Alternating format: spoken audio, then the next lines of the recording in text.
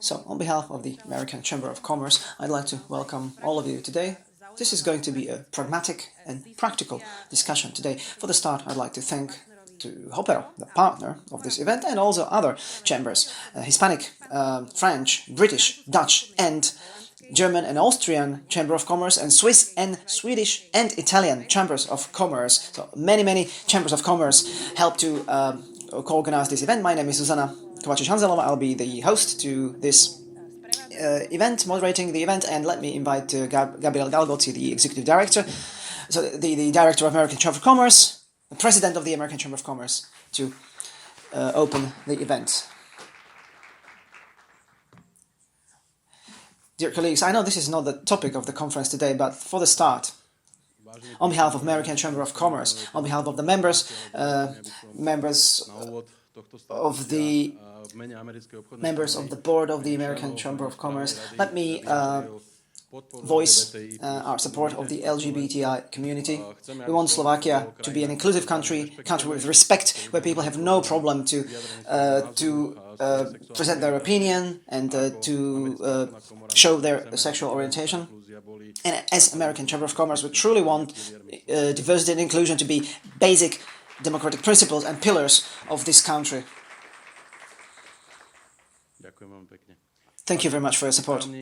Dear State Secretary, dear guests, ladies and gentlemen, American Chamber of Commerce is co-organizing this event, and we are trying to help our members. We're trying to open the topics that are important to our members. Most recently, it's been topics of the rule of law, healthcare, shared service centers, or shared service business centers, or construction legislation, or public hearing of the candidates for the public procurement office. However, today's topic is digitalization. Digitalization is the so-called next generation revolution, or the next revolution coming into our community, the business community, and we are therefore bringing this topic to the table. On the website of the European Commission, if we look at the definition of European digital innovation hubs, they define it as a single contact points that should help companies to react to digital challenges to become more competitive. This morning I was talking to State Secretary, so I don't want to take anything from his speech, but I'm quite convinced that the EDIH, so European Data Innovation Hubs, EDIH, are certainly going to become the source of high-tech assistance, but mainly they will not be, helping predominantly the huge stakeholders, but especially the small and medium-sized enterprises, so that these smaller businesses go successfully through the digital transformation. And when I say digital transformation, I'm not only talking about implementation of the respective technology, but we perceive it as a manner of educating the staff, training the staff that will later be working with those digital technologies, but also finding answer how to finance the implementation of this digital transformation in these very organizations. So I believe that this conference is going to bring some of the answers to some of the questions that are on the table. I'd like to thank you for coming here today, and I hope that all your questions will be answered. When it comes to questions and answers, we will be using the Slido application during the whole conference, so you will have the opportunity to put any questions that you might want to ask. So let me wish you a pleasant conference. Thank you. Thank you. This was Gabriel Galgotti, and today we are going to talk about digital transformation of businesses and companies and enterprises. Sometimes this even makes me slightly anxious when I see how poorly prepared we are in Slovakia. Nevertheless, this is the reason why we're here. We're going to talk about digitalization, which could be a huge contribution for healthcare, social security, public administration. It can ensure great services of the state, of the government for all the citizens across the board. Nevertheless, we are going to also talk about threats like higher energy consumption. These are all topics that we are perhaps not going to settle for good, but we are going to talk about them. Digitalization must be sustainable, it must be humane, it must take into account the humane needs, especially in the context of data protection and artificial intelligence. And how is Slovakia faring? Probably not very good, according to BESI index. Slovakia has been in the long term on the lowest ranking positions. In 2022, we are on the position 23 out of 27, followed only by Poland, Greece, Romania and Bulgaria. This is certainly not a good good piece of news. We have long-term deficit in areas like healthcare, education system, public services, digital skills of the population, or implementation of digital technology in enterprises. We are also falling behind in science and innovation. This is certainly a topic frequently discussed in AmCham. Nevertheless, we have a tool which is titled European Digital Innovation Hub, EDIH or EDIH.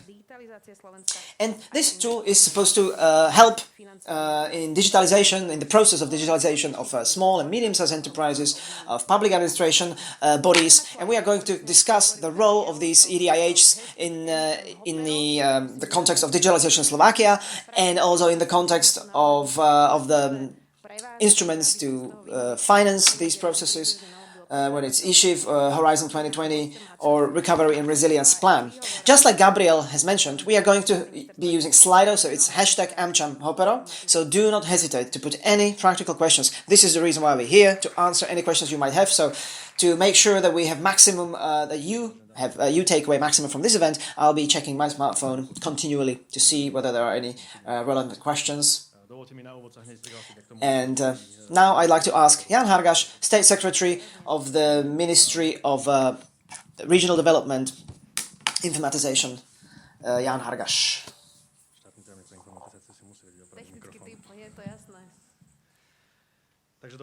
Good morning, ladies and gentlemen. Can you hear me? Yes, we can hear you. Okay, if you couldn't hear me, just let me know. Anyway, so, for the start, I'd like to certainly endorse the message that we heard from Gabriel Galgoci, also on behalf of public administration or state administration bodies. State Secretary for Informatization certainly needs to know how to repair the stand to his microphone.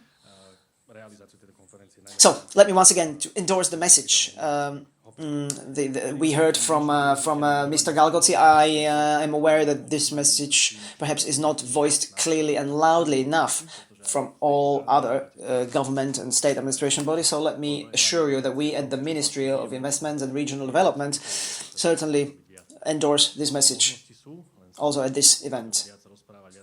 So, I'm honored to welcome you at this event held by American Chamber of Commerce and other chambers of commerce that we are going to discuss about the possibilities of digital transformation.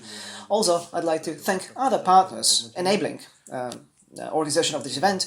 So, Digital Innovation Center, HOPERO, Digital Innovation Hub, HOPERO. I hope that today there will be also a lot of networking going on, so that you have a better idea of what's on the table, so to say, what's available for you. Because also in the morning debate with Gabriel Galgoci from AmCham, we thought that this event, or the purpose of this event, also is some sort of evangelization of all the things that are possible, that are available to you. And this is perhaps something that we should be doing more. So there are possibilities, we need to be talking about them and explaining them. So let me start from the definition of the problem as such. When it comes to digitalization, in the European DESI index, we are somewhere around this ranking 23 in the overall scoring. Yes, I don't even know whether there's any good news to this piece of information. But perhaps when it comes to digitalization of the economy as such, then we are in the position 21 out of 27. But this is certainly not something to be very proud of. So this is just a statement of where Slovakia is positioned as of today. The greatest gaps, so to say, are in application of advanced technology, where compared to the EU average, we are at around 5%, while the EU is at 8%. So medium level sophistication of cloud services. So in this medium level advanced cloud services, 31% in Slovakia, while 34% in the EU. The share of businesses using analysis of big data, 6% in Slovakia, 14% is EU average. So we've done the definition of the problem. We know we are not faring very well. So what we are going to do to be better off, the flagship project in digital transformation in Slovakia is the Recovery and Resilience Plan. This Recovery and Resilience Plan should include the measures helping increase the awareness of what actually digital transformation means for large, medium-sized and small businesses, and also at the same time measures that allow these very businesses to jump on that train, providing digital tools, consulting for enterprises so that they can take advantage of all the benefits offered by digitalization as of today. One of the flagships are the investments of the European Digital Innovation Hubs, EDIHs, and these hubs should help to cross the gap in digitalization between the large stakeholders, large players, and small and medium-sized businesses. The EU is establishing approximately 200 hubs across the whole of the EU territory. These hubs should be providing tailor-made services which are not typically easily available in the market. So these hubs should be serving as a single contact points of spreading technology like artificial intelligence, smart energy, Internet of Things,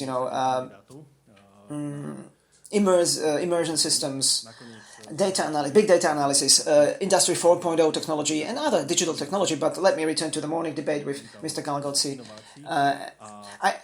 I am personally a great supporter of the approach where these large topics that the EU is pushing forward, we shouldn't be forgetting about the low-tech digitalization, because the gap we are facing in comparison to the EU average is not only about a failure to apply big data and artificial intelligence, it is also about failure to collect data, to be able to make these steps. So we also need to be focusing on the low-tech digitalization. So yes, we need to enable implementation of large, big technology, but we also need to we shouldn't be forgetting about the basics. So opening of these hubs has been a strategic priority for us for a long time. We presented seven candidate locations for ECDI, and the EU, the European Commission, approved 4 out of these 7 candidates. So now we have 4 hubs, digital innovation hubs, and the 5th hub received the seal of excellence, so to say, metaphorically speaking. So it will be supported from public sources in the upcoming years. So the intensity of the state support for the European Digital Innovation Hubs is 12 million euro. So we will be co-financing. The whole funding of the Digital Innovation Hubs together with the EU, of course. And we will be funding or co-funding all 4 digital innovation hubs plus the 5th one, which received the seal of excellence. It's a center of excellence. I want to say that at the moment we are just about to finish the work on the call into which the digital innovation hubs can participate. And based on this call, they will be later funding their activities. We want to make this as easy when it comes to administrative burden as possible. So these programs have a lower degree of administrative burden. However, here in Slovakia, it seems that we put on some extra administrative burden on the European projects. So we are working with the coordinator at the government level to make sure that we find a way how to apply equal rules like those in the European Commission, so that the bureaucracy, the red tape, is kept to a minimum. Another thing which we're doing is we're finalizing 2 strategic documents. First of all is Action Plan for Digital Transformation for the years 23-26, which is highlighting the priorities of Slovakia in terms of digital transformation.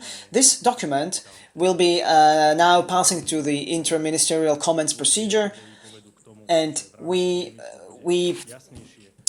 put together this document in a very transparent and participative way. And I like to call upon you also, those of you who haven't been, parts of the comments procedure, you should take advantage, either through industry organization or chambers of commerce. Please give us your feedback on our idea as a state, our idea of digital transformation, because we also want to hear from you whether your idea and our idea is similar, because this is the plan for digital transformation for the upcoming 3 years. These are very important strategic frameworks influencing where the government is going to invest the funds from recovery and resilience plan or state budget.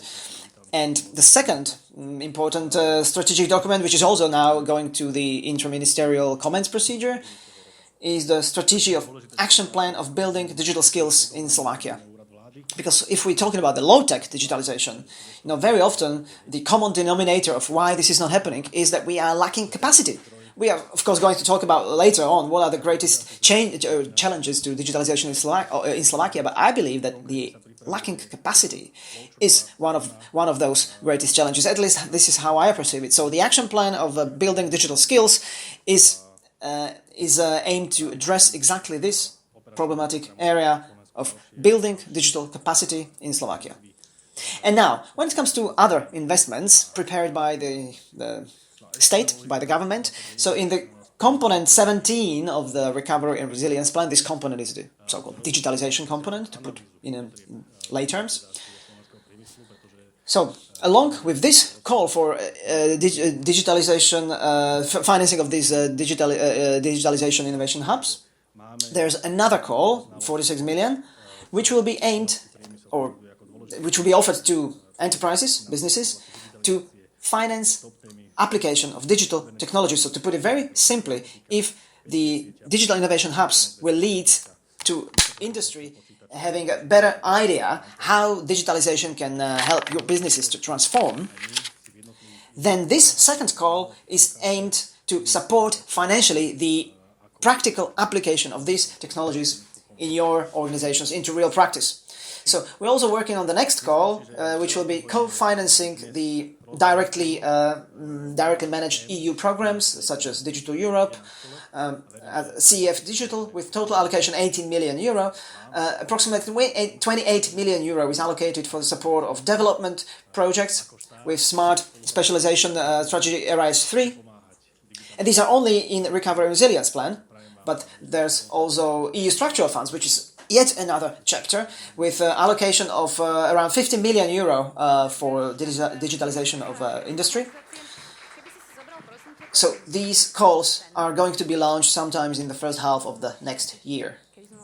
Also, it's important that we coordinate these activities with other stakeholders like the Office of the Government and the Ministry of Economy, which are holding the auspices over the component number 9 of the Recovery and Resilience Plan, which is focusing on innovation. So this is yet another source of potential finance to develop digitalization. In particular, there's a voucher scheme prepared for digital and innovation vouchers with total allocation of 19 million euro. And this is within the scope of operational program, and there are further allocations of approximately 30 million euro for digital transformation. And one more important thing that is happening, together with our partners from PricewaterhouseCoopers, the consultancy firm, we performed an analysis of needs, digitalization needs of Slovak industry, because one thing is to be just, just throwing helicopter money to industry or corporations or companies as a whole. The other thing is to focus the money on the segments of economy where they are really necessary. So we have a relatively good idea of what Slovak companies need, what are the specific, top-of-mind topics that companies need to look at when it comes to digitalization and funding of these topics. It's cybersecurity, artificial intelligence, robotics, networks, Internet of Things, connectivity, big data, high-speed computers, cloud computing, quantum technology. So these are the areas that companies need funding for, and based on this information, we'll be setting the priorities or when it comes to allocation of the funds available, so that we can be helpful and useful for the Slovak companies in the process of their digitalization. So, I believe a lot of projects are already running today. A lot of schemes of financial assistance are already on the table, available, and I believe that conferences just like this will help you as potential applicants to get a better orientation, to better navigate in this sea of possibilities, and to have a better idea of how the government, together with its various partners and stakeholders, want to support digitalization of companies and industry. So let me wish you a pleasant networking, a pleasant and fruitful conference, and I'd like to thank you for your attention. Jan Hargač, State Secretary of the Ministry of Informatization and Regional Development, please take the microphone. Thank you. And now, perhaps we can adjust the temperature in the room. It's a bit cold here. So, Mr. Hargač, you mentioned the greatest challenges in the field of digitalization. Is it lack of people? Did I understand you correctly? Yes, that's the correct reading of my message.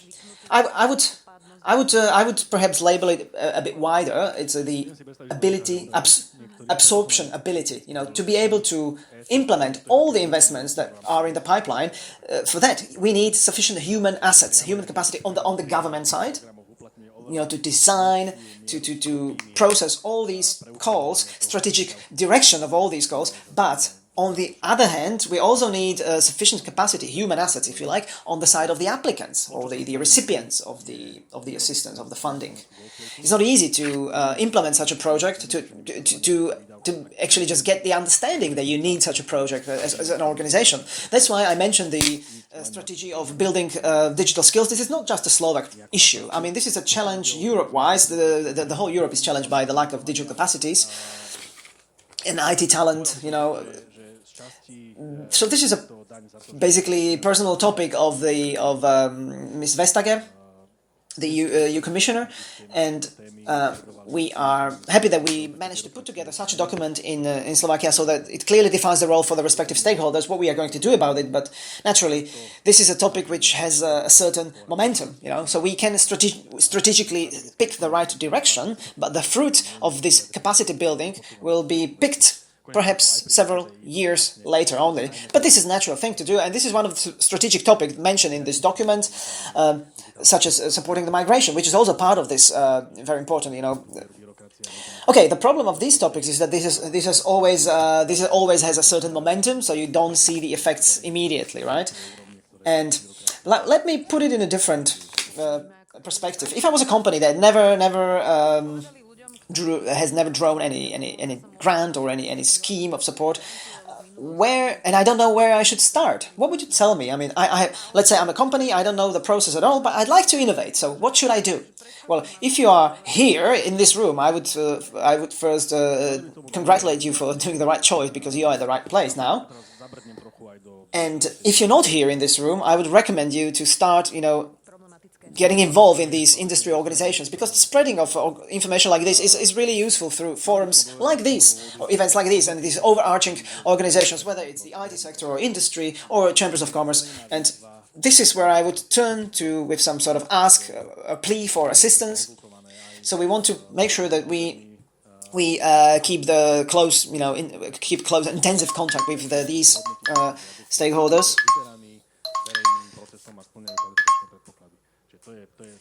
Okay, and so let's imagine that I would be discouraged by the bureaucracy that you were mentioning. So far we haven't made much progress. There's been some changes in public procurement, right? But what about the red tape, the bureaucracy? Isn't this a discouraging factor for the private sector, which is not used to this huge challenge?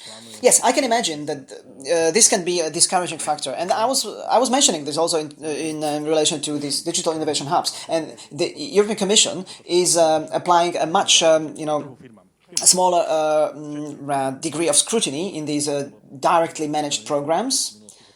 When I say scrutiny, it means that the expenditures were made in line with all the requirements and the rules of spending the public resources. So what we are trying to do is not to apply any gold plating in Slovakia. So if the EU says that this is okay, so we also want to reach that level of scrutiny and do not want to do some extra job in terms of bureaucracy. But when it comes to other forms of financing, let me put it this way.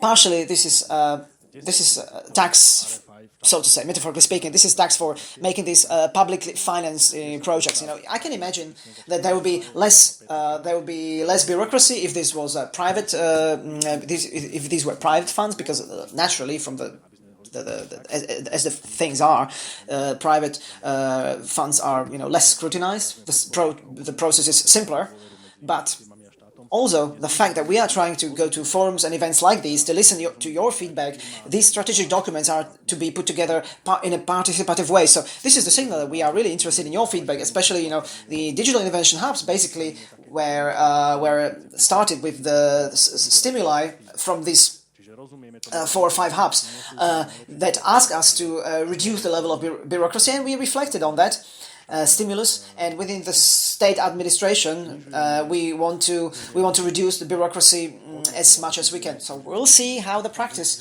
will show. What the practice will show. What would you tell to the people that don't believe that they can apply for these grants in a transparent way? Because in the past we had a system here which had some corruptive elements. We shouldn't be lying to ourselves. There's been corruption in the past. So why should companies believe that there will be a fair selection?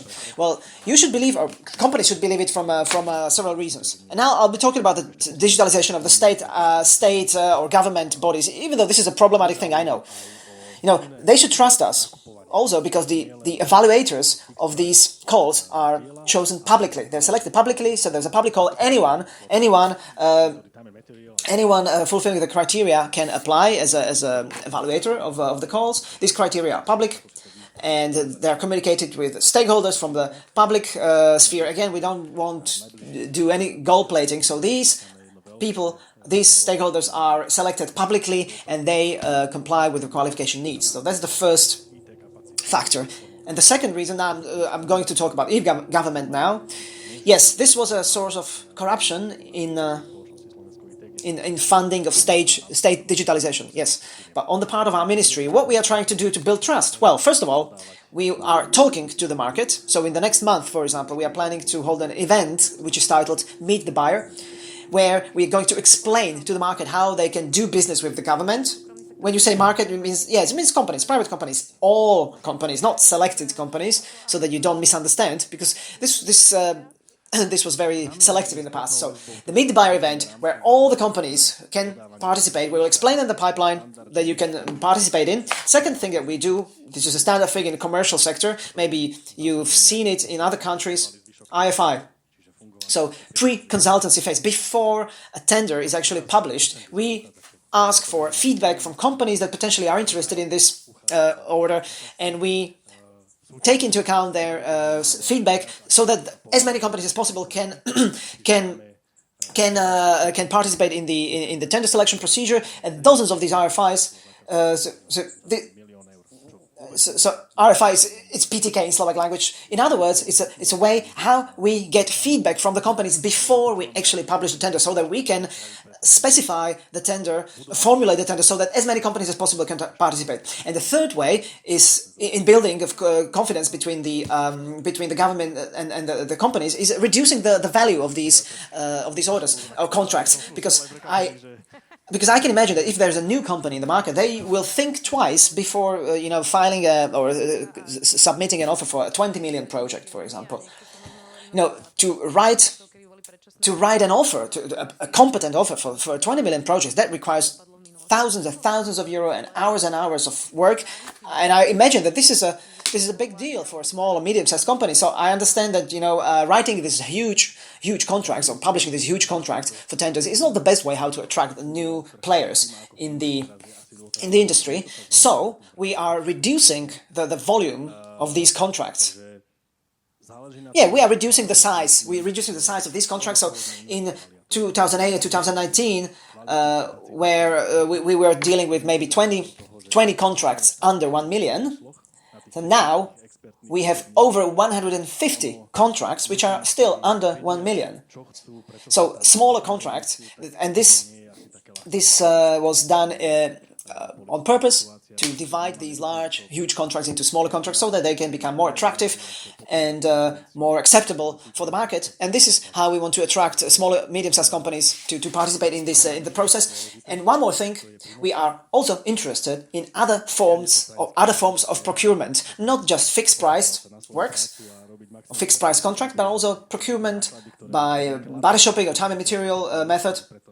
You know it from the commercial sector, which hadn't been working in the government sector for a long time, because this requires adopting a great deal of responsibility and risk on the government part, but we still want to do that. So in the upcoming months, there will be large national framework published to procure IT capacity. This is going to be very open for the companies, for the private sector. We have our daughter company, Slovensko IT, and 80 companies participated in this in our daughter company. So there's a great deal of interest on the part of the private sector. So these 4 points are a practical example how we want to support competitiveness. Okay, thank you. Last question. Do you have any feedback from the private sector? Are companies already reacting? Like, this is good, this is not good, or is it already happening? Well, for me, what's the feedback? If we publish a framework contract for provision of services for the state, where in the past you had maybe 5 usual suspects, which orchestrated the rest of the market behind them, so basically they worked as a concerted system. Now we have 80 participants. So this is a clear signal for me that the market is really interested to win state contracts, government contracts. So we have certainly always much more than the compulsory 3 offers published. So we have for one contract we have 17 companies. It's a 1 million contract, and we have 17 interested providers. So I believe this is a very good feedback that we're doing the right thing, that we're going the right way. And one more thing to build trust is this is one more way to build trust between the government and the private stakeholders. Okay, I have one more question which is unpleasant. It's my role to put you unpleasant questions. How much this does depend on political stability? That's my question. And now we're sitting here with the companies, but someone believes, well, okay, in 6 months we might have a snap elections, and if I participate in the tender, it will end up just like it ended up, all these years before. So does it depend on who's in the government, who's the state secretary, or who's at the ministry? I believe it does depend on that, and how the market worked before and how the market is working now. It's a proof that something has changed at the top layers. So yes, it does depend who's at the helm politically.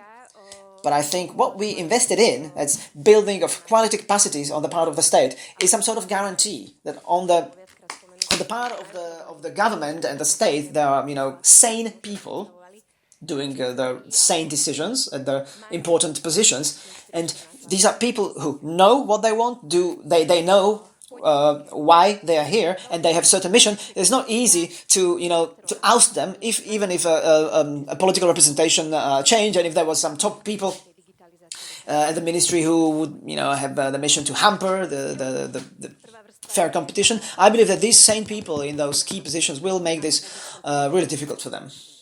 So I believe there's a certain continuity guaranteed. Yes, it is certainly very important who's in power. I personally, I'm not a party member, I'm not a political nominee.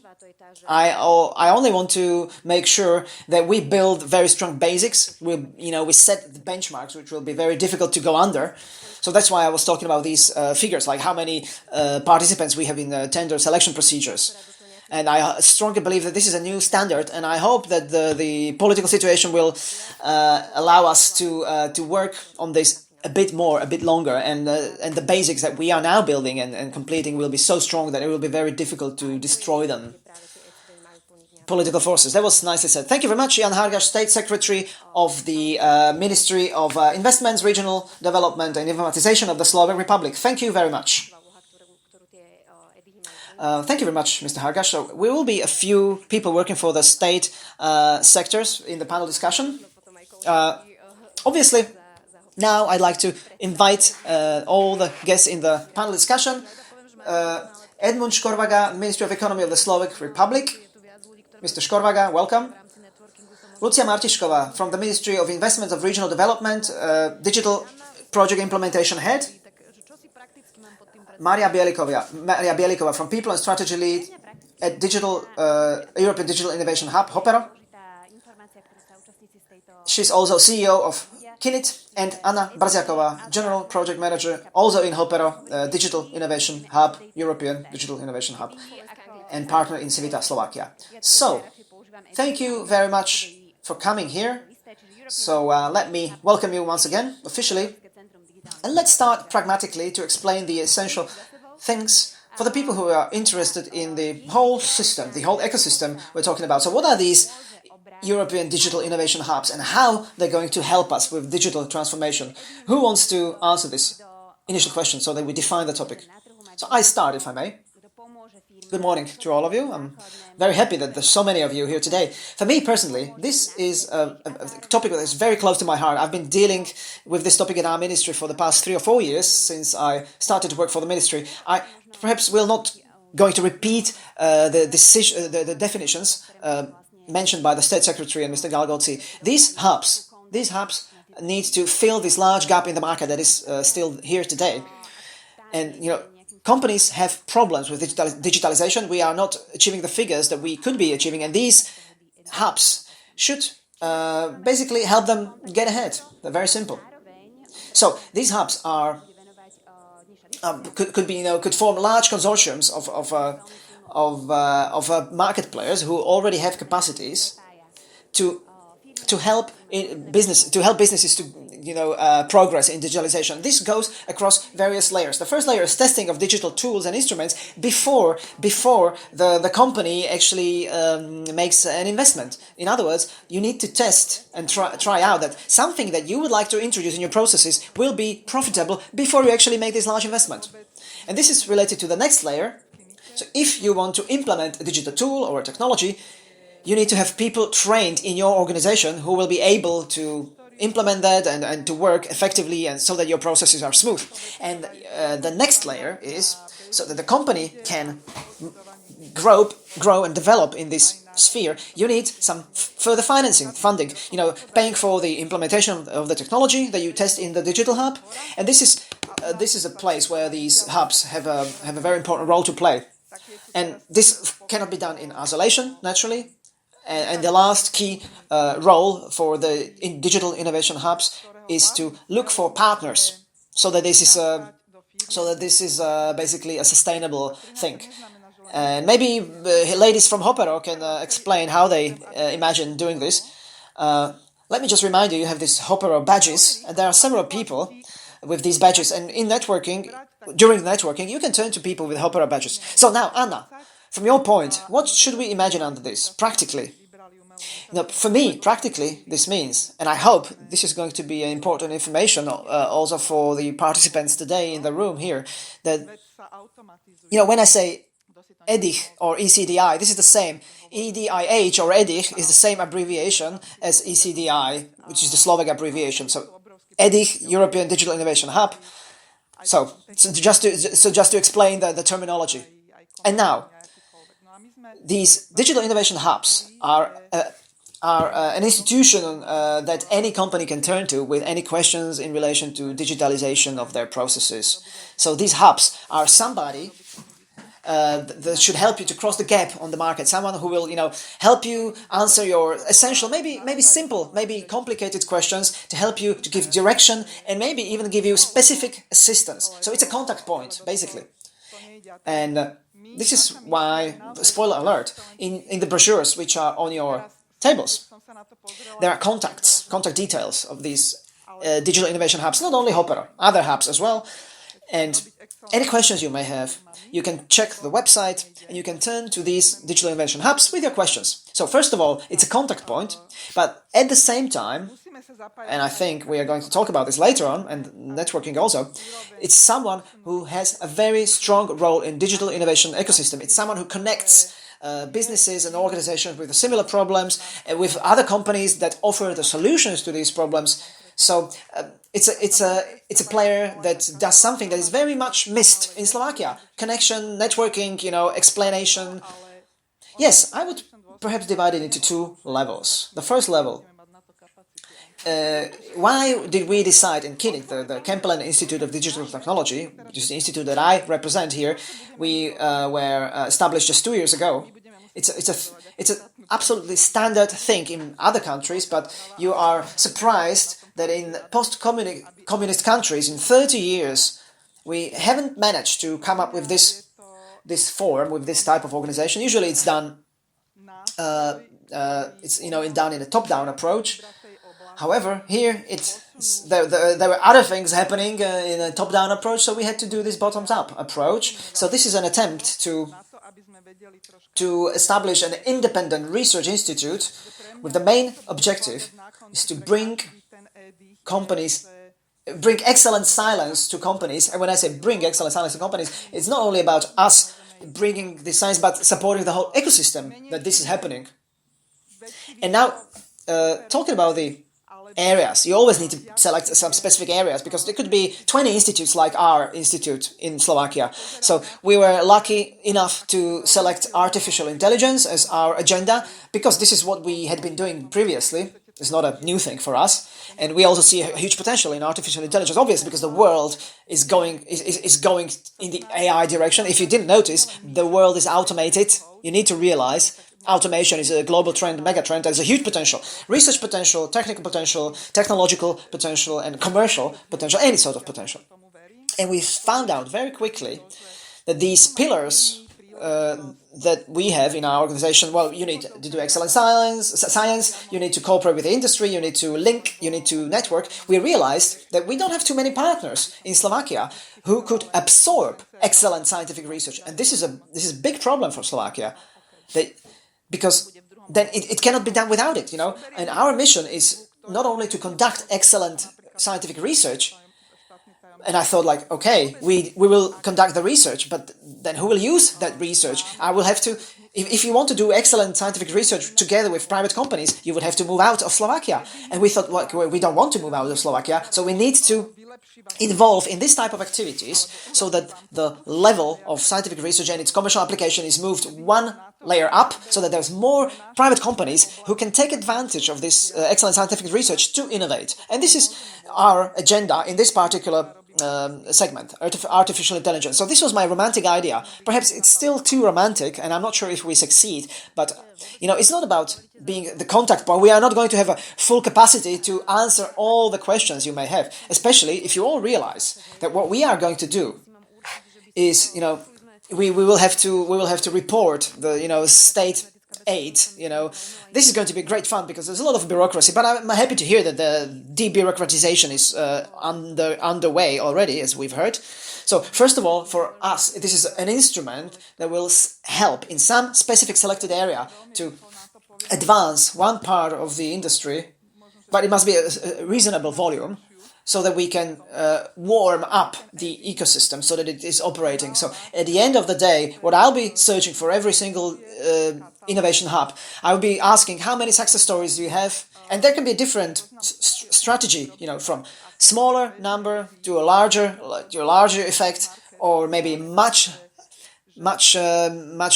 more companies, smaller companies with a smaller partial leverage, you know. So I look at it from an ecosystem perspective very strongly. So if you want to have a very practical perspective, we will be trying, not only us, but all 5 digital innovation hubs. When I say we, I'm talking on behalf of all the hubs. So what we are trying to do is that we will give companies the opportunity to get service, so to say, for free. Even though I don't like the, you know, concept of, you know, there's no such thing as free lunch, as we know. There's always some cooperation necessary. So, you know, they will give you something for free. They won't give you, so you take something for free, obviously. Anyway, there's no such thing as free lunch. But you will get a service greatly helping you in, you know, finding out what sort of data you actually need, or what sort of data you actually have. Or in other words, you can do something that you otherwise wouldn't be able to afford. So these digital innovation hubs are not giving you, not here to give you a free product or service. No. These digital innovation hubs are here to help you find other areas and other potential. So a company that is doing marketing can be using artificial intelligence. They never thought about it. They didn't have money for that. But okay, I've been talking for too long. Doesn't matter. This was a very interesting talk. If you were boring, I would stop you. So what should I pick? as a thing that I want, because we've heard from Jan Hangash about the areas for companies like AI, cybersecurity, etc., etc., etc. So if I'm a company sitting here, what should I pick as something to start with? Edmund, you haven't been talking yet, but anyone who can answer this question, perhaps very quickly, and you can add what you want, because perhaps we have a slightly better awareness in this. Every digital innovation hub should very soon have the list of services, a catalog, available. And in HOPERO, in our EDIH, in our Digital Innovation Hub, we want to put together this catalog, just as you usually do in a market friendly way, that we define the pains that a company may have. You don't have enough people, you have too much data, you don't know what to do with it, etc., etc. And then we define the services available. And then you as a company need to find your painful points and your issues that you have. And I could say that perhaps we have the biggest number of greatest volume of assets. And what we are doing now, I perceive this as a service. When we do a roundtable discussion or this event or any other activities, I perceive this as a service for the community, because very often it's not a simple thing to do, but through this catalog of services I mentioned, I believe the companies will find out what they actually need. So what subjects are these digital innovation hubs? Well, besides HOPERO that we've mentioned already and we will be mentioning, what are the other digital innovation hubs? What are they doing?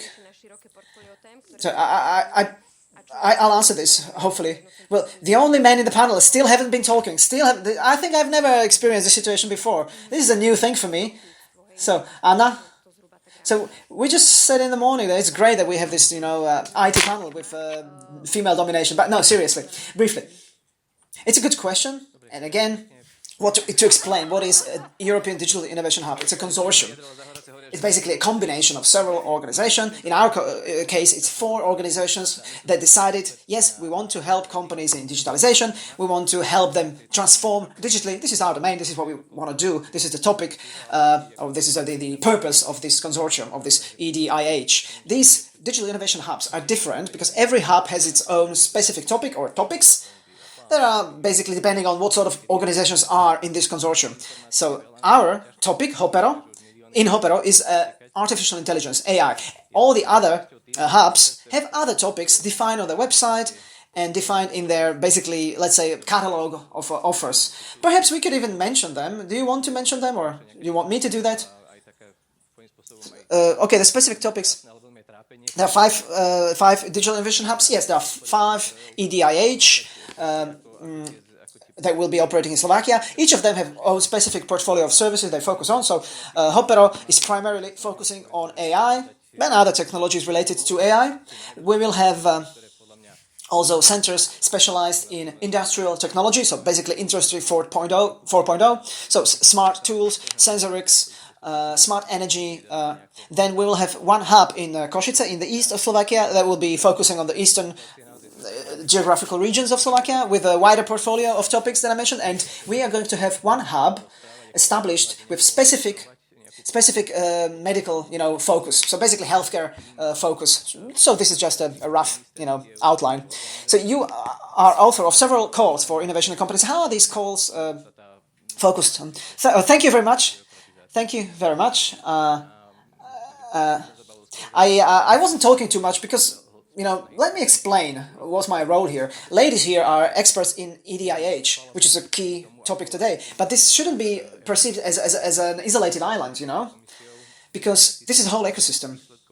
We say that there's not enough of anything, but we have just too much money. I'm of course ironic, but I'm talking about EU funds and all these calls for funding, and there are millions, even billions available flowing through this country, and I'm part of the team at the Ministry of Economy, which is responsible for these EU funds provided to private subjects. So this is our daily bread, our daily role.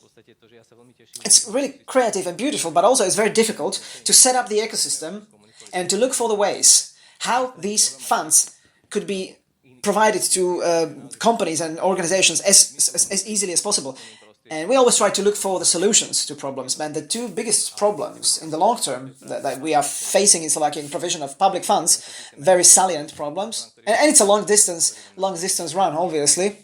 And the first one is poor coordination and poor communication. We are such a small country, and with the small size we have, we can't even talk properly and coordinate and orchestrate, and because the support never goes through one channel, it goes through various ministries and various organizations.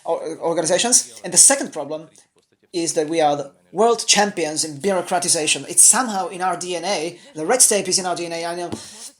Also with the Czechs, we have the shared history, and somehow, we are also. We understand now how the things are done in the EU, where the whole system is result-oriented and not paper and processes-oriented. So in Slovakia, we are cost-oriented. So we are thinking about every single euro, but the results is basically escaping us. It's like so it's a philosophy that we are trying to promote also here to this non-bureaucratic approach. So let me explain why I'm actually sitting here. I'm very excited and happy about the ecosystem of European digital innovation hubs, because we were communicating with businesses what they are missing. So they need to have access to investments. Obviously, you need to have reasonable access to reasonable money so you can invest reasonably in your business activity. But you need to know how, and the how is the reason why we are sitting here.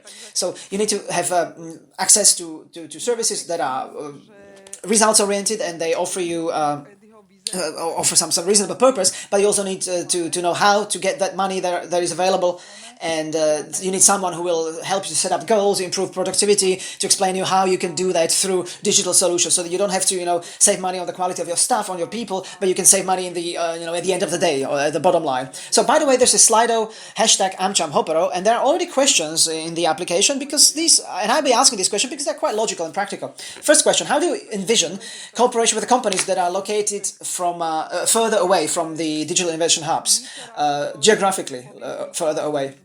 Well, I cooperate on a daily basis with people in Germany or the USA. So in the small country of Slovakia, I don't believe this is a real issue, the geographical distance. And since we are talking about digitalization here, our digital innovation hubs should be number one in digitalization, obviously, from the very definition of what they are.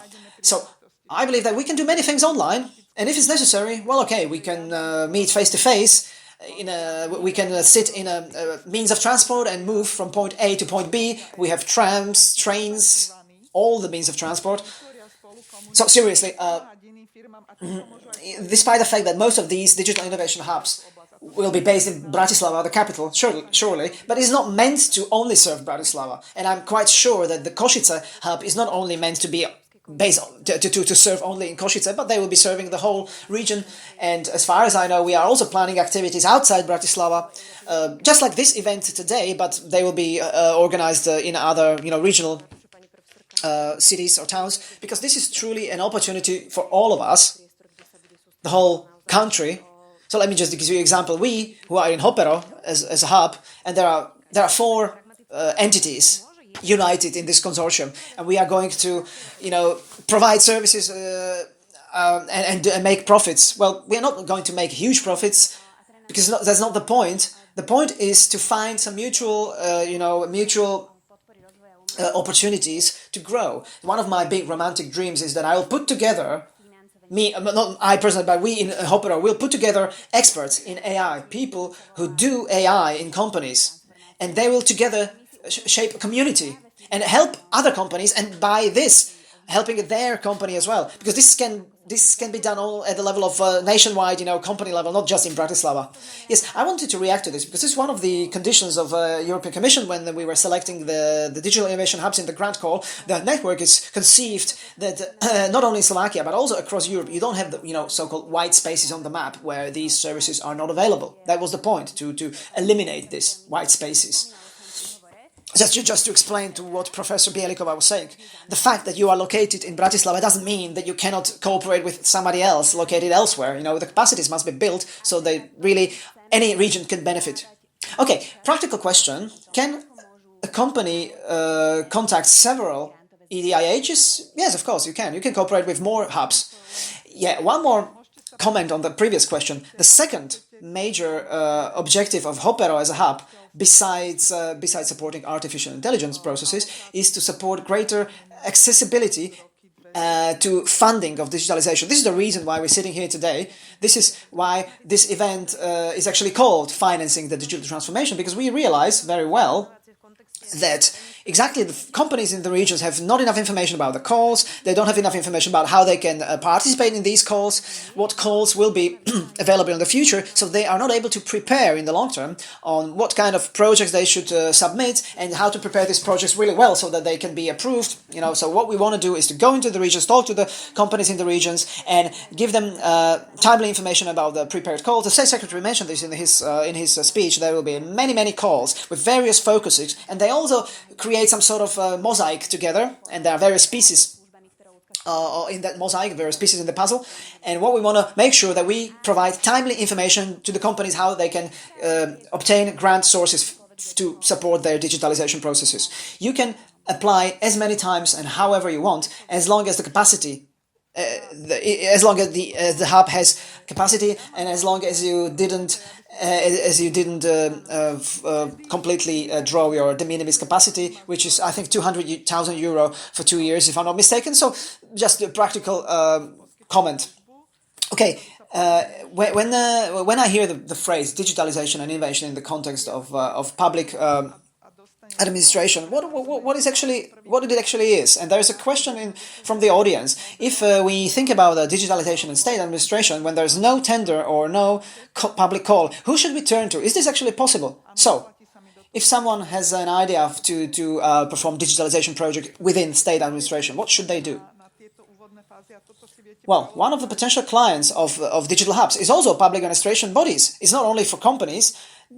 Digital hubs are also supposed to provide assistance to provide assistance to state administration to digitalize itself, and help them, especially with the services that Lucia was mentioning, the test before invest or digital skills. So any public administration entity may contact any digital innovation hub with this proposal and with the idea. But specifically, this question, I understood this question that, let's say someone has a process in their head and they'd like to implement the process, put it into practice.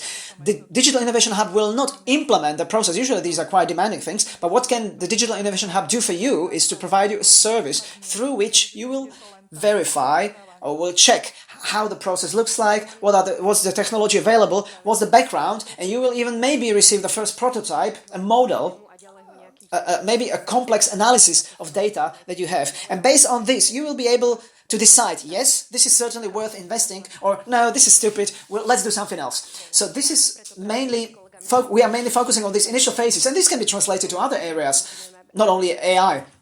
So this is why it's called test before invest.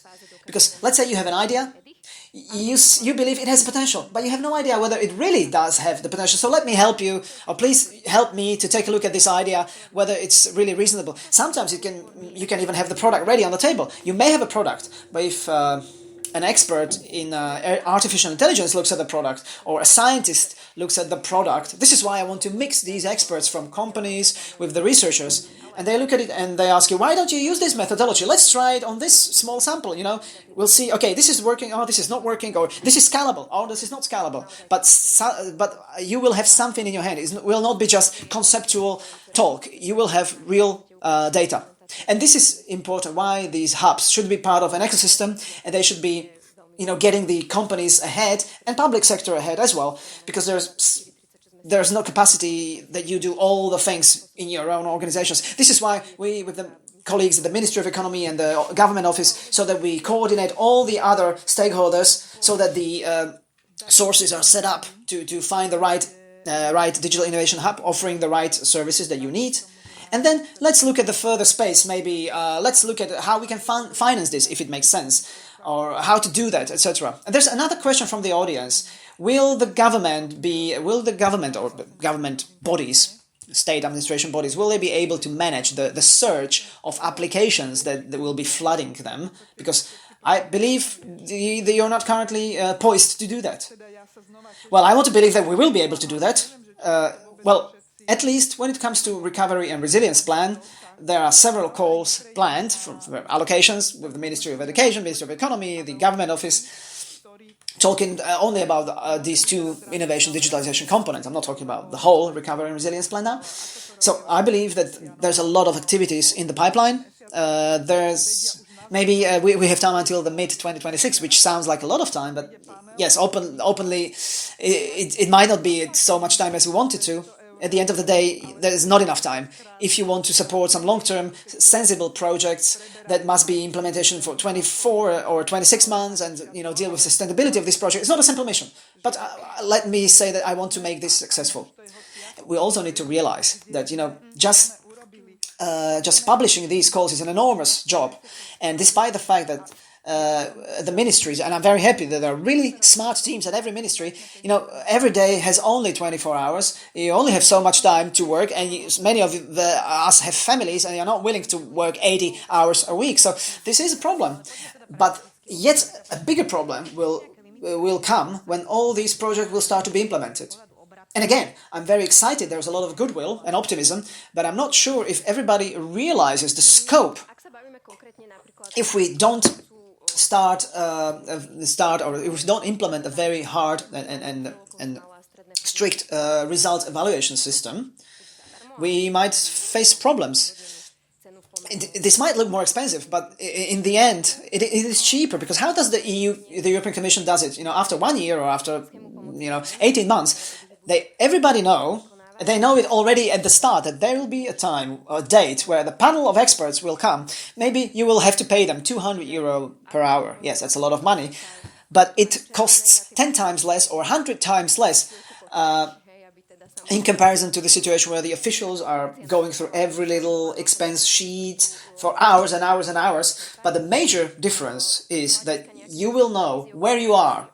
However, wherever you are, you know whether you're going in the right direction, you know what you've done successfully, what hasn't been done successfully, you will know what needs to be done in those, 18 months. So I'm very unhappy to see that when I had some state money available for some project, no one really cared about the result. They cared about the expenses, of course, the expenditures, but no one cared whether the result was actually successful.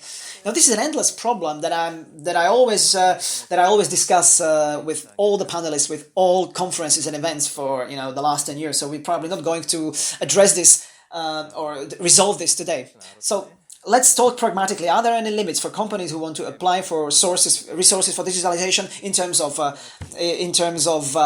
turnover or the number of employees, or in terms of industry? Are there any limitations on that? Lucia, are there? Well, if we're talking about companies that want to take advantage of digital innovation hubs, basically the primary target audience are small and medium-sized enterprises. So these are the targets. So they should be receiving the service either for free or at an advantageous price compared to the market. Here, I believe that we are finishing the de minimis scheme of assistance that these digital innovation hubs will be providing. So in 3 years, it's up to €200,000. That's the envisioned, de minimis limit. So if you have drawn this sort of assistance in the past 3 years, you will have to wait. You'll have to wait for a while so that the calculation is renewed, and you are starting again with the zero in terms of de minimis. And in terms of other calls that are in the pipeline for the component 17 in the recovery and resilience plan, we don't want to limit the applicants in any way. Of course, we are limited by the state aid size. So depending on the size of the organization, of course, there are various levels of available assistance. I'm not sure if you really want me to go into details. There are a lot of technical details. I'm able to answer that maybe outside this conference or at any time later. Perhaps Edmund, you want to comment? Yeah, we've mentioned also this, very good question, whether we will manage this large number of calls and proposals and applications. Yes, this is going to be really demanding. That's true. And if I look at it purely from the conventional grant perspective, call, submission of application, control, verification, and the obligation to register in the public sector partners and procurement, etc., etc. So from this procedural perspective, I say when your process has been approved, you are getting into trouble. Of course, it's a joke, but it means that there's a lot of work ahead of you, and certainly our objective ahead of us is to set up the whole legislative ecosystem and its mindset. And it's a small team that I have in the ministry, but we are looking at different possibilities. Perhaps this is a vision of change of the ecosystem for the several years. So let's try to look at different ways of addressing this problem. And it's been available, it's been here from the very start, but we just didn't look at it properly. And in private sector, in research and development projects, you never know where the research is going to take a commercialization route, whether it makes sense to invest in it, private resources. So you go to Digital Innovation Hub, in a couple of months, your digital literacy will grow exponentially. Suddenly you know what and why, but you only need to access to resources so that you can actually buy that solution. And this grant scheme, at the end of the day, you need to procure the technology. So you need to convince someone, you need to write a project. So it is pretty much in contradiction with the business logic, because in the business logic you need to buy something that is the cheapest. So the solution that we see and we want to promote as a process innovation and the learning is to be using the returnable assistance. So not grants, non-returnable, but returnable funds. Because if you don't have too much funds, there's always the state aid always somehow distorts the market, because in your little bubble, someone from your competitors receives the grant, someone doesn't receive the grant, and it distorts the competitiveness in a way. So you cannot support everyone. So this returnable assistance is much fairer, because yes, you decide to go into the project and you know that you will have to repay this funding, and you have three essential groups: risky capital, credit, or guarantee. And what worked well, and we communicate with the banks in this, that we want to prepare a change in our approach to investments. So when you really know what you're going to buy, you can take advantage of this returnable financing. And it turned out also during the corona pandemics, that banks were quite successful in selling the guarantee products, where the state administration or the government bodies provided a guarantee, and the banks had liquidity. They had no problem in assisting the businesses, but they had issues with riskiness, of course. So our objective was to aggregate resources also from recovery and resilience plans, from private sector. But what is essential, that the banks will prepare products for financing which will be guaranteed by the state guarantees, which will help banks to cover their risks, and they will be able to provide basically commercial products with a state guarantee, which will be much more accessible than the standard commercial financing or credits. And another challenge we are really now addressing, that these financial instruments should be combined with grant component, so non-returnable subsidy.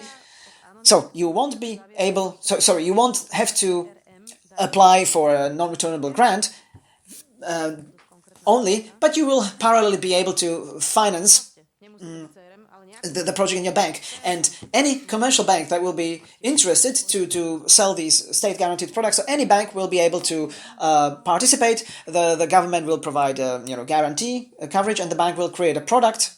And in your own bank, in your own branch that you as a business had a long-standing relationship, you will be able to get this product, which will be focused on purchase of digital technology specifically. And a part of this product will also have this non-returnable component, this grant component.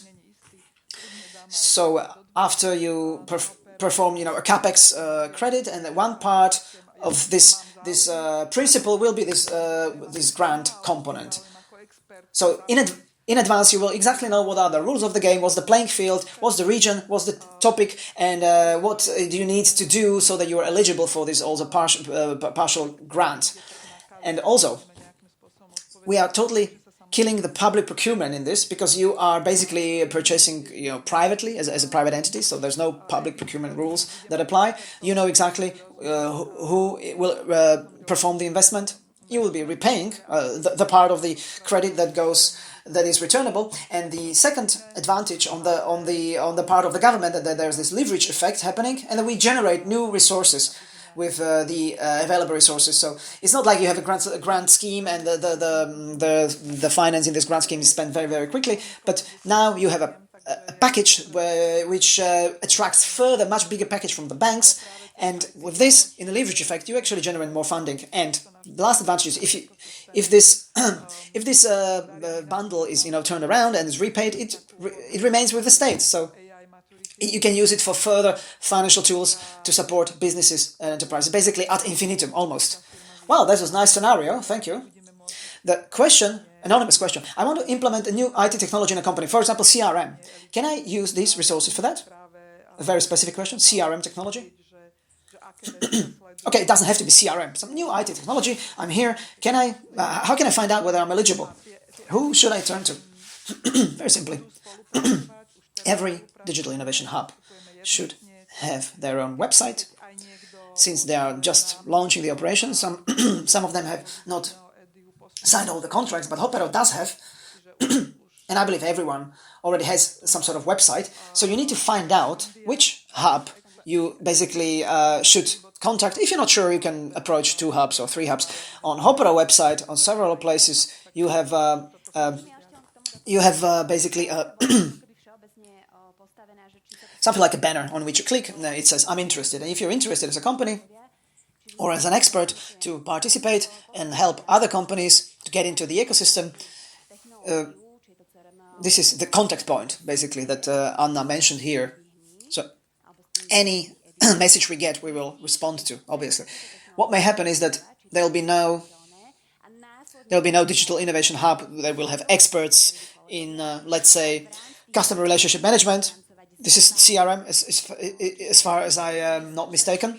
So if the hub doesn't have CRM experts, well, it may be our role to help you find such an expert in digital CRM so that we can help you. So, in Slovakia, we have several, tens of thousands of companies. So I apologize in advance that we might not be able to help everyone, but there are other IT support schemes and the whole ecosystem is going to be started, and I'm sure we will manage to help as many as possible. And we have, for example, AI maturity assessment service in our EDIH, in our Digital Innovation Hub, and any company will be able to find out how they are faring in terms of AI, and we will be able to find out how the whole AI ecosystem is faring, and you will see whether, okay, with your business, in your segment, what are the trends followed, what are the questions on the table. You will be in our database, and these digital innovation hubs will be cooperating. We are already cooperating. We are a single voice, basically. We're unified. So if someone sends us, and we know that this is the good agenda for the other hub, we'll send it to the other hub. It has already happened.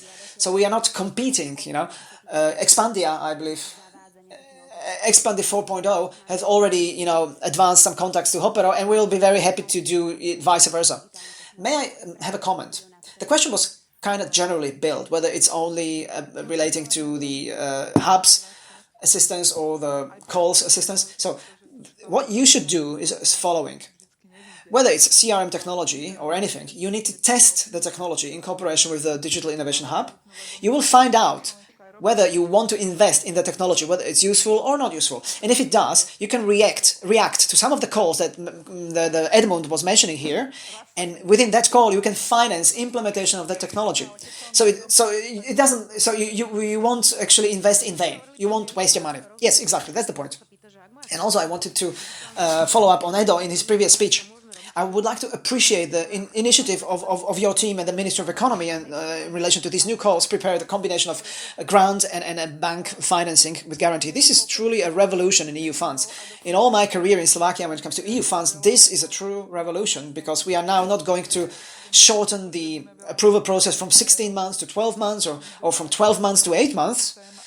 This certainly could be done, could be improved, could be simplified to eliminate the red tape. But this, what you outlined, is a true revolution, because so it's not the Ministry of Economy managing the calls, but now it's going to be done through the banks, which are used to communicate with their clients in a very practical and hands-down manner, and it works very successfully in other EU countries. So I believe this is truly going to be a huge assistance and help to a great mass of applicants in implementation of digital innovation and digital technology. If we have any manufacturers here, this is, I'm sure, what they're interested in. They want to implement a digital technology, and this is an answer to financing of this technology.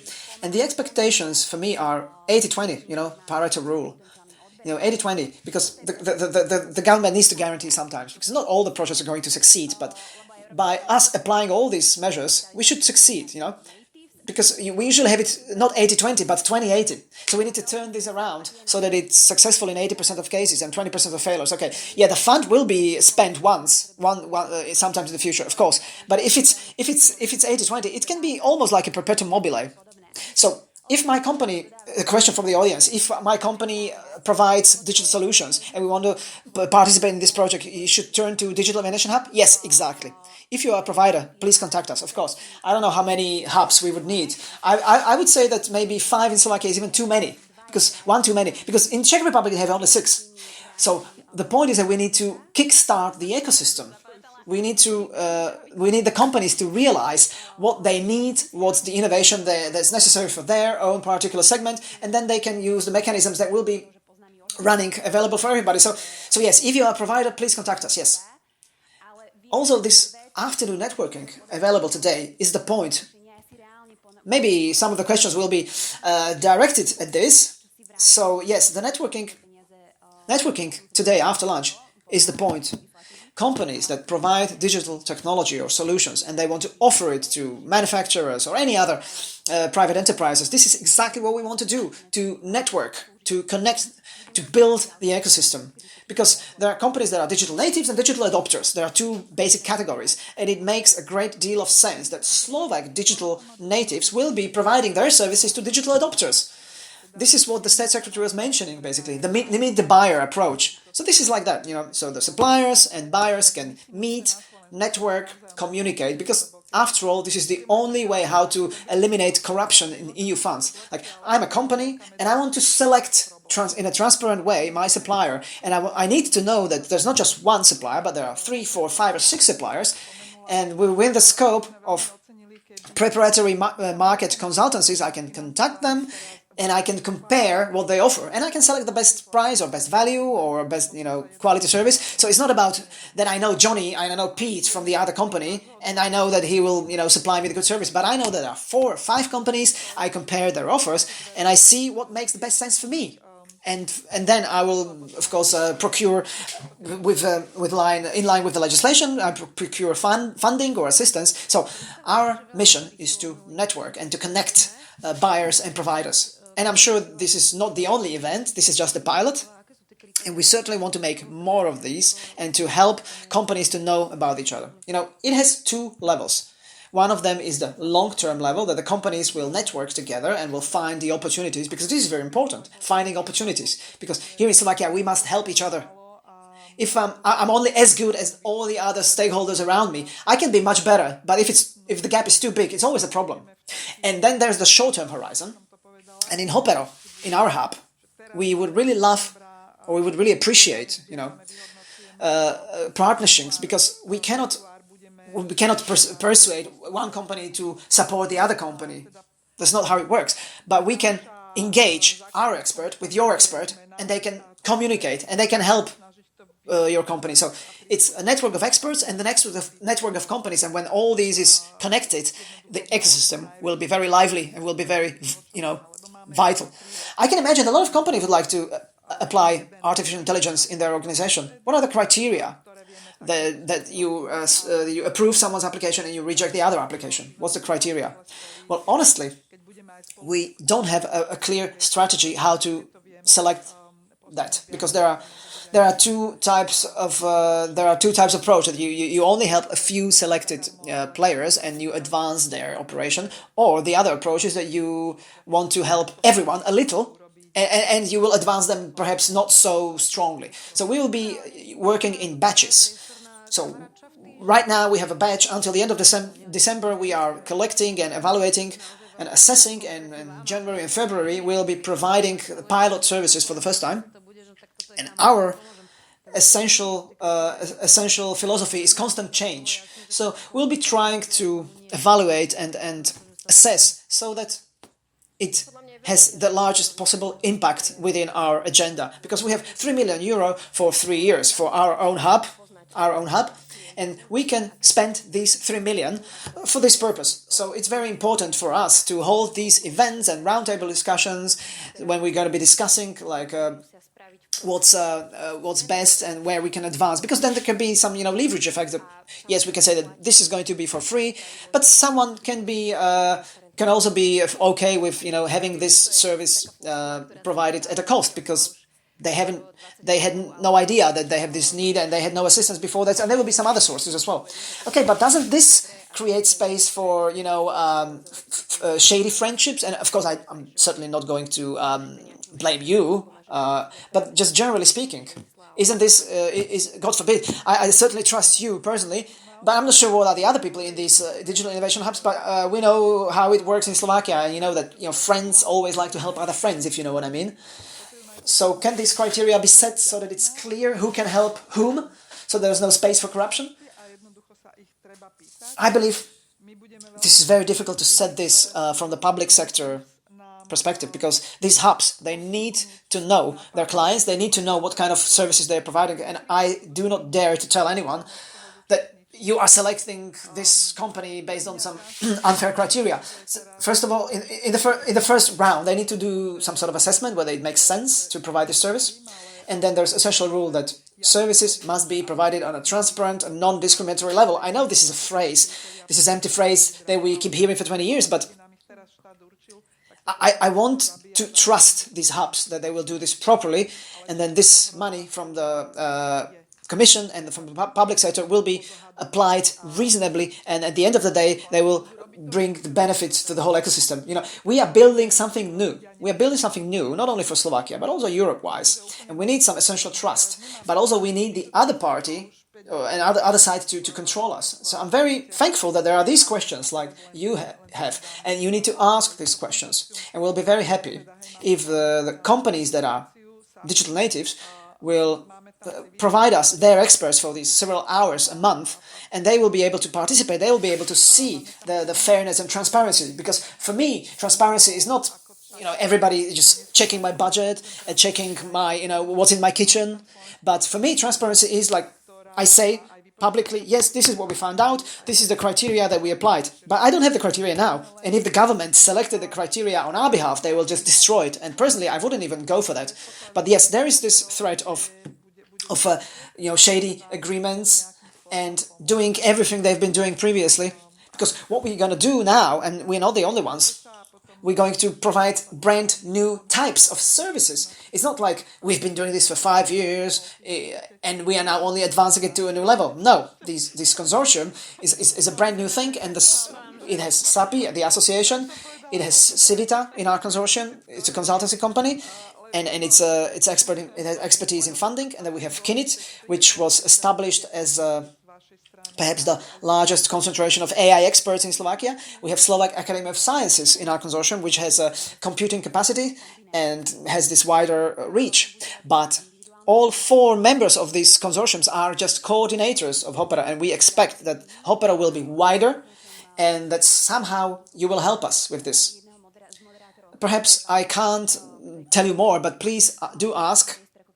And after those 18 months, hopefully State Secretary will visit us and will evaluate and assess. If you're still State Secretary after 18 months, I'm afraid 18 months, no. That's okay, maybe earlier than 18 months, I'm fine with that. 3 months, yes.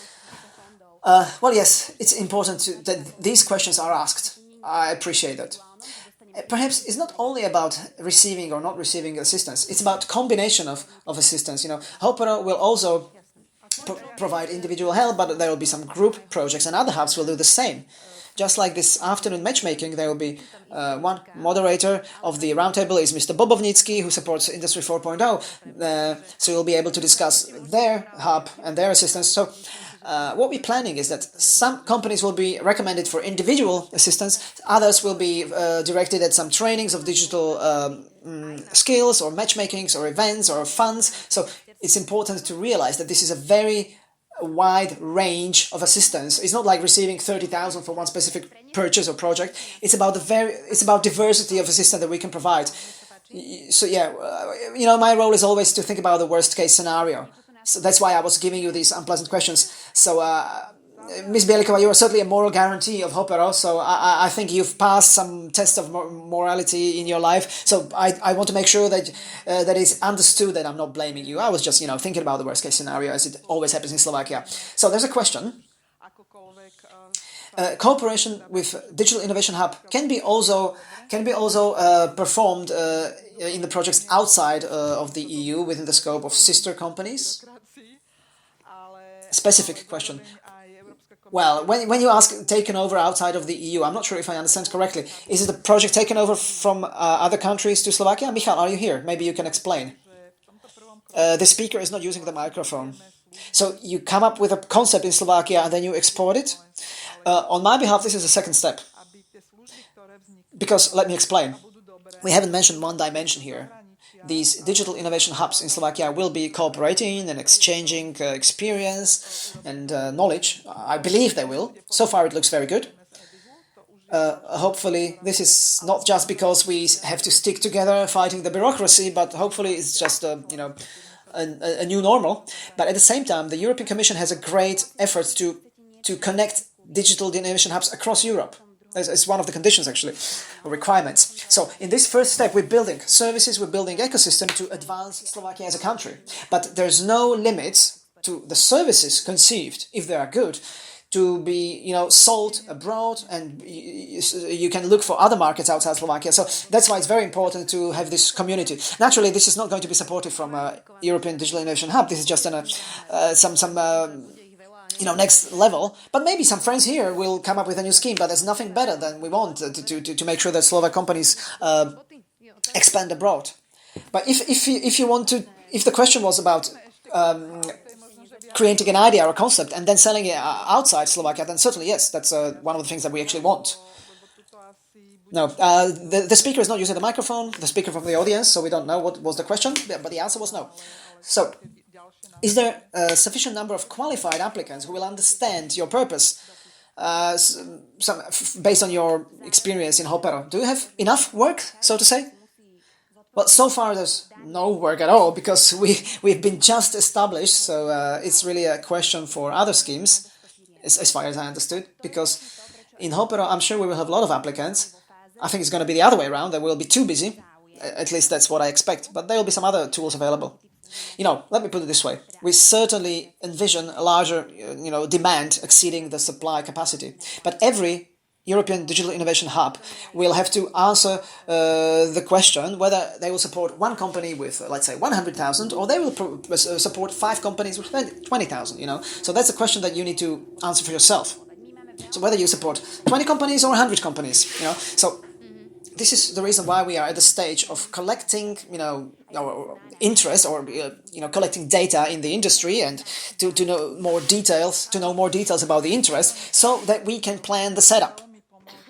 And this is basically the purpose of today's event: to hear from you, from the private enterprises, what are your needs, what are your painful points where we can help you, and basically on this data we can model our services. We have a very vague requirements from the European Commission when it comes to the number of companies to which we provide services. The KPIs are actually very low, and it's pretty much up to us how we will push quantity or whether we push quality. We have basically we have 3 million for 3 years, to put very, very plainly. But it would be really helpful, even if you don't stay until the afternoon. We will send you a questionnaire with a few questions. This will be really helpful. This will be the first moment for us, enabling us to set up this system so that we can invest this 80% wisely. The 80-20 rule, as I mentioned previously. A practical question: the experts that you were mentioning, these several hours a week experts, are they going to be compensated by the digital innovation hubs, or is it just a voluntary work? There will be compensation, but I can only do it at the individual level, so it will be a temporary work agreement or some sort of that. But yes, we have sources for this, so it's not going to be a free work. Anonymous question: could you specify small and medium-sized enterprise? If it's a larger company, do you take into account the local branch, or how do you qualify the companies? How do you define SMEs? Edmund, it's up to you, I guess. Maybe Edmund. Well, this is basically a discipline at a university, how you define a small and medium-sized enterprise. So the essential criteria is fixed. It's the turnover, capitalization, and the number of employees up to 250. So under 250 employees, that's a medium-sized enterprise. Over 250 employees is a large company. But where the problem where's the problem? The Commission, just like you have various funding provided, but you have various crooks asking for the funding. So the Commission is tightening the screws gradually. So the definitions are getting more and more strict. So in ideal world, you will just check two figures from your financial statement, and you know how many employees you have. That's clear. FTEs, right? But what is more important, that it is also checked when it comes to adjacent markets or some family ties, related parties, and you are checked whether you are a part of a group. So it is checked which of your partners, I mean business partners, but also related parties as family members, what's their possibility of decision making and influencing your processes as a business. And then suddenly, if we evaluate the size of the business, the category, we need to unbundle the structure of relationships of all companies that are so closely related, all these entities that need to be taken into account. And only after we unbundle this, sometimes quite complicated network of relations, of related parties and entities, only then we can tell you whether you are an SME or not an SME. So these methods should be simplified, and we've been asking for that for many months and years. But unfortunately, I need to make it very clear that this is not a Slovak gold plating. This is a European gold plating when it comes to this definition of an SME. And if you take into account that you have this de minimis aid, it's not easy either. You don't have this single account, 200,000 euro, and you just follow the schedule, whether you overdraft it. Now, again, you need to check the related entities, and to make it even more complicated, the methods and ways how to identify the sole enterprise for the de minimis aid are slightly, sometimes quite substantially different from the definition of an SME for the previous purpose that I just mentioned. So, and not even talking about the enterprise in difficulty, which is yet a different category. So it is complicated, unfortunately. To answer your question, I'd like to politely ask you for some patience. And if you're not sure, please ask at the ministry. Really put a lot of questions so that you are sure. So and if any sort of assistance that we're talking about or that you are dealing with is somehow based on qualification of you becoming an SME or you not being an SME, make sure that you have legal certainty with the ministry. No, if you receive an assistance, any sort of assistance, an SME, it doesn't mean that you will have to remain an SME for the next 3 or 5 years. Because I've heard also these opinions that sometimes within the scope of sustainability you have to stay an SME. No, we're quite happy if you receive an assistance, and thanks to this investment you will grow to become a large company. But at the moment of receiving the legal title or receiving the assistance, you need to be an SME in this case. And our role of the watchdog is to make sure this is as simple as possible, to explain, to provide consultancy. I mentioned the banks. We cooperate with the banks, so the banks are already learning the methodology, so that if you are not able to evaluate whether you are an SME, the banks might be able to help you. This is really a topic which is almost the most difficult challenge we are facing, and we are looking for the ways how to perhaps digitalize this, to use data we have, but very often it's not easy to evaluate the data.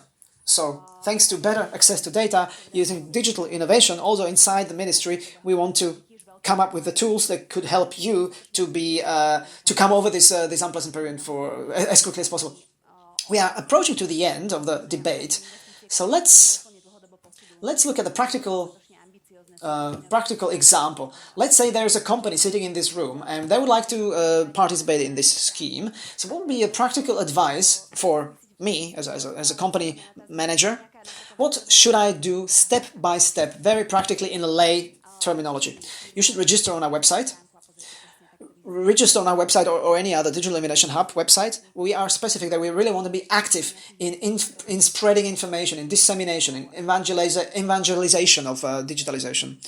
Perhaps not every hub will do that. We actually have a large budget that is dedicated exactly to this evangelization and dissemination. So to inform companies about the possibilities. So specifically, we'll be organizing a lot of events about financing, and when the detailed information about the specific calls are available, we want to inform the companies in advance. So register on our website so that you are in our pipeline, so that you can be invited to events where we will inform you about the possibilities of specific calls. At the same time, what we want to do is help companies better prepare their projects so that these projects are corresponding, to their, long-term efficiency. There hasn't been sufficient long-term efficiency in the project funding, because some companies ask for such investments that didn't really advance them in the long term. They weren't sufficiently ambitious in terms of innovation and their own know-how, etc., etc.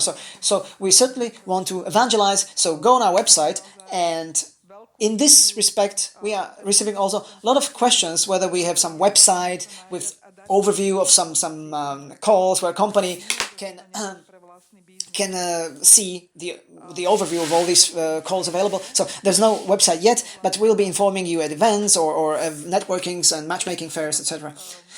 We will have to be digitally enough, all the hubs, naturally, and I believe that we are going to be very similar in this respect.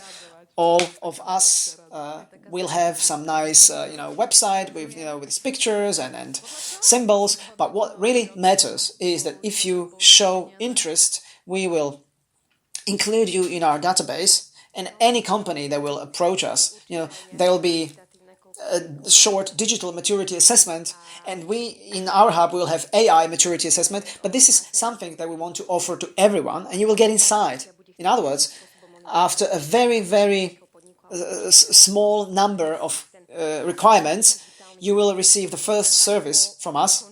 You are inside, and when you're inside, there will be much more information available.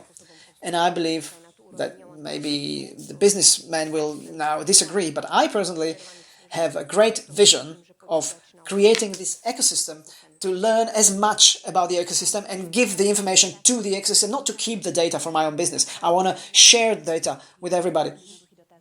And I believe this information will be also very, very important, open data. So to set up your email, that if some information from HOPERO or Expandia will be received, so that it doesn't go to your spam folder, and react. Yeah, this is the essential digital skill, to select the spam and real junk mail and the real mail.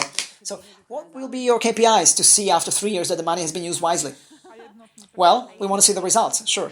We want to see the results, quantity, how many companies were serviced, how many companies received the service, and perhaps Janka will be better able to answer. The European Commission will perhaps want to monitor whether at a service level or applicant level, when you perform an assessment of digital needs. After completing the implementation, you need to see whether this this enterprise has advanced. Not only talking about the quantity, but also about the quality of provision of services. I need to see that this company was starting here, and they went up here. And the rules will be as follows. If every company that is a client of a digital hub will have to complete a simple questionnaire 3 times. At the beginning, in the middle, at the very end, so that we can clearly see the progress. Because what we perceive it from this vision, that the European Commission itself knows very little in terms of what's happening in the respective countries and what's happening at the level of enterprises, and they believe that the EDIHs will actually help them to get this information and collect this information also through these simple questionnaires. So the questionnaire is going to be a simple thing. They're now completing the wording of the questionnaire so that it's digital, obviously, and it's unified for all hubs across Europe. So you will complete the questionnaire at the beginning, in the center, in the middle, and in the end. And this should be the indicator of progress, where the company has advanced thanks to the help from the hubs. I'm not sure if you can really measure this and how you do that.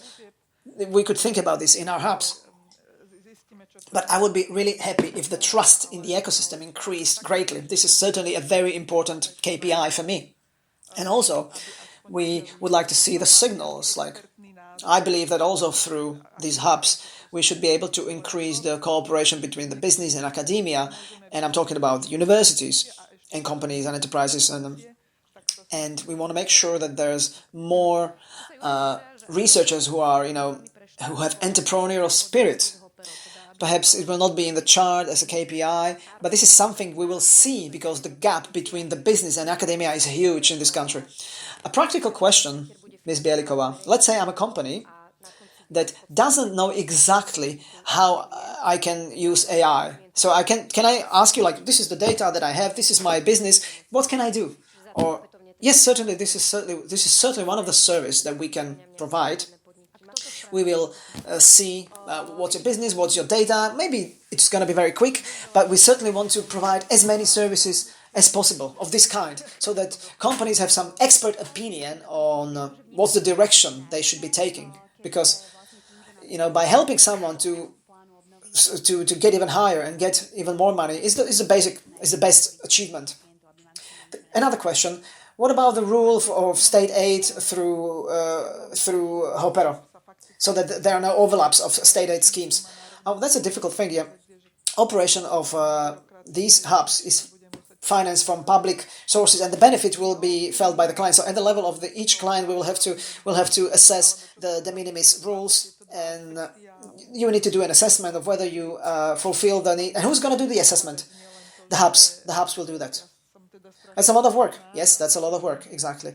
Yes, we will see how we manage this thing. Yes, but we knew that in advance. We knew that this is going to be difficult. But since we have co-financing from the Recovery and Resilience Plan, so there is a state aid is obviously part of this. But we will make sure that the applicants will have as little work with this as possible. One thing is that you need to factically find out whether you are eligible for the assistance, and then how much bureaucracy will be involved. Whether you will have to. Whether this will have to be signed by the CEO, or it will be just, a simple accounting process once a year. So, yes, we know this is going to be difficult. This is going to be a big thing for us. I am truly excited with these, loans and credits. And yes, I know it is distorting the market. So this could be a very strong equalizer if we manage to minimize this bureaucracy, and there's not going to be so much red tape and paperwork. And if you could do this simply, this is going to be an exciting thing, because I can't really imagine how we will be able to link and network the community, and how we can, report this as a service. But we have no other budget item than provision of service. Basically, this event here is a provision of service, because you ate the sandwiches. You all ate sandwiches, so we provided you a service, right? So now I'm joking, of course, but now it's just €50, perhaps. But it's something. That's an expensive sandwich, by the way. But I don't care if it was 50 or less or more. But this is a thing. This is an issue, and if we manage to address this issue at the state level or national level, then we've advanced greatly also in this respect. Okay, talking about the challenges. Talking about the calls. That there is no website that would feature all the calls available. So, what would you recommend to companies how to navigate through the sea of possibilities? Because I often hear it as a journalist when I talk to entrepreneurs and companies. Many of them seem to be following these calls and available schemes all the time, and it takes a lot of time. So, how to get a better navigation? What could be helpful? How to navigate in this sea? Well, that's a great question. I work with EU funds, and when I go through websites of other stakeholders, I also have trouble to navigate. So let's talk about digitalization only. Perhaps the best way is to come here. We are really coordinated with the hubs, so that you can get a better. You can have a better idea of what's the possibility of some complementary resources in support of digitalization. So that's the best thing, to contact a hub rather than spending the whole nights or days going through a website. Naturally, all this data will be available. We'll try to use as simple language as it is possible, but I know that our newspeak is complicated for lay people, and sometimes you may read the information understanding it differently. And this is the task in the Recovery and Resilience Plan, going across the ministries to simplify that language and to have our ministry as a one management authority, and to do maximum to put everything together in a simple way so that each company can evaluate their position and their eligibility on a single website and find the support. And this, of course, goes beyond the topic of digitalization. There's many more topics than that. So we are we are relying on this top leaders, top management authorities. But when it comes to digitalization only, I totally agree with the colleagues here. When we create this ecosystem with the banks in terms of time management, we expect that sometimes in the second half of 2023, the bank products I was mentioning will be available on the market. There's, of course, some approval process, and you need to get this through this semi-state institution, the fund of funds, to the banks, official calls. Banks will have to prepare the products. At the moment, we are negotiating with them so that it makes sense, so that we don't scare off the banks, so we don't discourage them with these rules of state aid. So, in this digitalization topic, I strongly recommend at this stage, when a number of things are only being created, you should contact the hubs, talk to the hubs, and they will have the hot information about any calls available. Okay, thank you. A final question to summarize this. What would you recommend to people sitting here? What should they do, Lucia?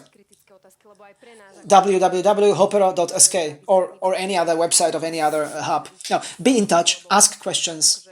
And the colleagues here representing here the hubs and the public sector ask the ministries, we want to help. We're not sitting here to say something and then eat sandwiches and go to the office and just not give a damn. No, we want to help you to communicate, put questions, be critical. Yeah, even in criticism is a feedback for us as a state sector, so that we can set up our activities also for the future, because doing something which is absolutely unnecessary for the market, well, what's the point? It doesn't make sense. I haven't been in the public sector for so many years. Perhaps I'm still a bit naive that I can serve at the ministry. Just one more thing, following up on Edmund. I think we're still missing the single contact point for entrepreneurs. Maybe one website or one platform where we could put together all the information about all available forms of support, because we have 5 hubs, we have vouchers, we have combined bank grant support that Edo was describing. We are preparing new calls at the ministry, focusing more on research and development, or to complementary finance other grant programs and schemes. So it's all flying around here. We spread the information here at the event, but we can't get the information to all the eligible stakeholders. Okay. So perhaps this is self-criticism. Yes, this is something that we really need to work on. We really need to improve this. And we need to improve the marketing behind that, because yes, we are using we are using this newspeak, this official newspeak, and we have these phrases and topics because this system, and the system grinds you down. But we should be perhaps talking in a plain language to define exactly what is expected of you to succeed. I wanted to give you a praise, because I was stressed of talking to 2 officials, and I wasn't sure about how this is going to end up. But this was very interesting. It was very comprehensible. Thank you very much. It's not a matter of course. Ladies, 2 last words. I expect that the thing you should do is to contact HOPERO. Yes. Contact HOPERO and help us, because also in provision of services and receiving services and recommendations, this is all a mutual process. I can give a very, very quick and free advice to the State Secretary here, because the European Commission has mechanisms available for these things. There are digital innovation hubs, and then you have to have this coordinates and support in action, which puts these things together. And that's exactly what you said they were missing. You have millions, they're available. So it's good that you're here, State Secretary, right? You had a successful morning for State Secretary Mr. Hargaš. So, thank you very much. It was Edmund Škorvaga from the Ministry of Economy. Thank you for being here. Lucia Martišková from the Ministry of Informatization, Innovation, Regional Development. Anna Brziaková and Maria Bielikova, both from HOPERO, European Digital Innovation Hub. Thank you very much for being here, and thank you for this wonderful discussion. I'd like to thank to the State Secretary Jan Hargaš, and thank to all of you who were here putting excellent questions. Now we have a lunch break, dear friends, so you can walk out. There will be some new sandwiches. I hope they will be replenished. And Anna has already mentioned this. After the lunch break, there will be matchmaking on 4 key topics. So each group will have this banner that you can see behind me: Artificial Intelligence, led by Maria Bielikova; Manufacturing Industry 4.0 with Artur Bobovnický; Top Digital Technologies Made in Slovakia with Martin Kardoš and Digital Innovations for Public Sector with Anna Brziaková. So these are the roundtables after the lunch. Thank you very much and see you later.